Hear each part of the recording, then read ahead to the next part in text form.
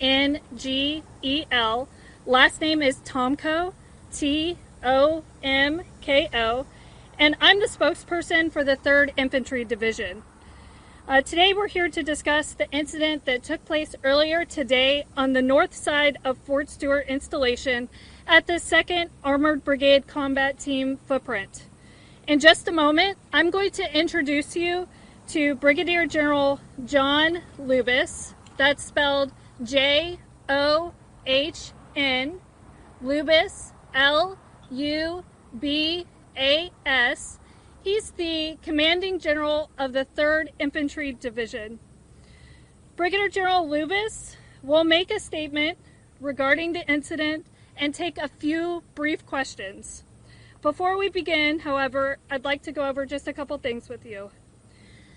We have limited time for questions given that this is an ongoing investigation, and we may not have all the information that we can share, but we will try to be as transparent as possible. We will not release the name of any victims until the next of kin notification has been complete. We will not speculate as to any intentions, motives, or backstories, given that this is an ongoing investigation. When you ask your questions, we ask that you please give your name and the affiliation in case we need to do a follow-up. And it's a little hard to hear, so please speak up so that General Lubas can hear you and that you can hear him. Thank you, ladies and gentlemen. I will now turn it over to General Lubas.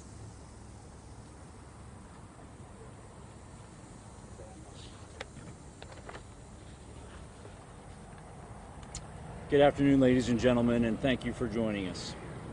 This morning, shortly before 11 o'clock, an active duty soldier assigned to Fort Stewart, Georgia, shot and wounded 5 of his fellow soldiers here on Fort Stewart. Thankfully, all are in stable condition and all are expected to recover. The alleged shooter is in custody. We have reestablished security. I have lifted all lockdown measures on Fort Stewart, and there is currently no threat to the local community. I'd like to recognize and thank our Army law enforcement and medical personnel and our partners from local, state, and federal law enforcement and emergency services for their quick response and support. I would also like to thank the brave soldiers who immediately intervened and subdued the shooter. These soldiers, without a doubt, prevented further casualties. Our wounded soldiers were initially evacuated to Wynn Army Community Hospital right here on Fort Stewart. All arrived in stable condition, and 3 of the 5 required surgical intervention. 2 have been transported to Memorial Hospital in Savannah, Georgia for additional care.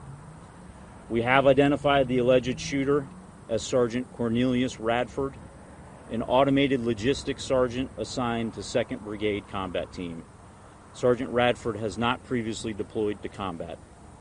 Sergeant Radford has been interviewed by the Army Criminal Investigation Division and is currently in pretrial confinement, awaiting a charging decision by the Office of the Special Trial Counsel.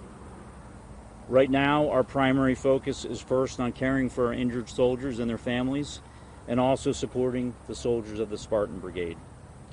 All of the families of the victims have been notified, and we're wrapping our arms around them and ensuring we provide them all the support that we can. Before I take questions, I want to remind you that this is an ongoing investigation, and we're still gathering questions. And ladies and gentlemen, I'll now take your questions. General Lewis will be in Coastal News. Can you give us his what unit he was assigned to and how long he served in the Army, if you didn't mention it? Yeah, he is assigned to one of our sustainment units here in 2nd Brigade Combat Team at Fort Stewart, and I will have to confirm how long he served with us.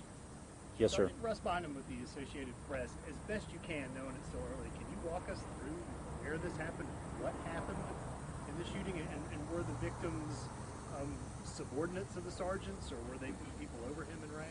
Yeah, right now it's premature, and we're gathering a lot of the information. What we know is this soldier, the shooting occurred at the soldier's place of work. It did involve his co-workers. We're still not certain about the motivations, but again, he's been interviewed by Army investigators, and we believe we'll gain more information here shortly. Yes, ma'am.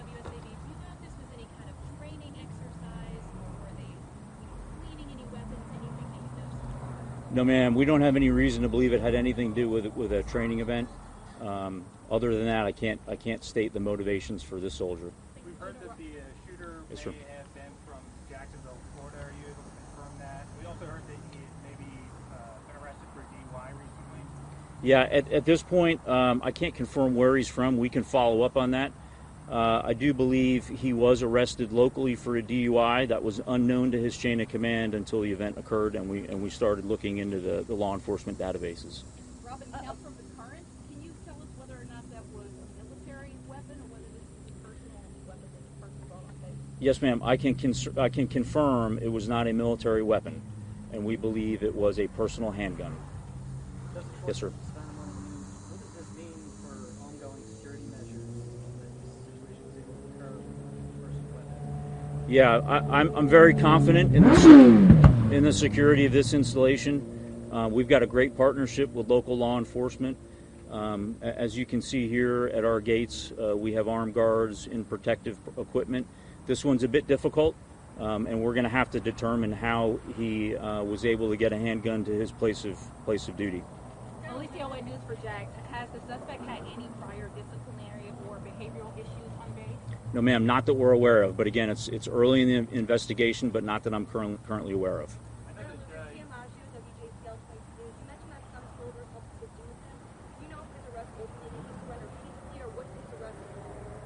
that I don't have the details on that, but I know that his soldiers in the area that witnessed the shooting immediately and without hesitation tackled the soldier, subdued him, that allowed law enforcement to then take him into custody. And we've got time for one more question.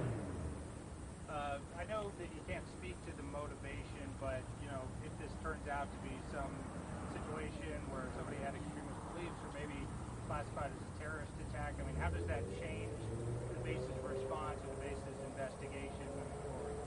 Yeah, currently we have no reason to believe any of that is the case. However, we continuously assess the threat environment, both in the immediate area and across our Army and DoD installations, and we will address the threat level accordingly. Do you have the rank of the shooter?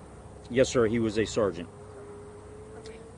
Ladies and gentlemen, thank you for your questions, and again, thanks to the local responders and the local community for their help.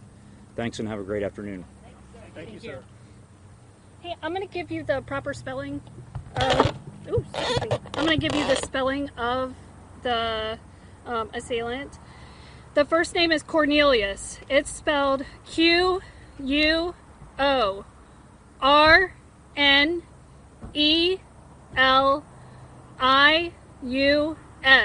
Last name is Radford. R-A-D-F-O-R-D.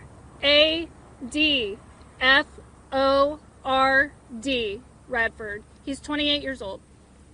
And there was some mention he was second logistics.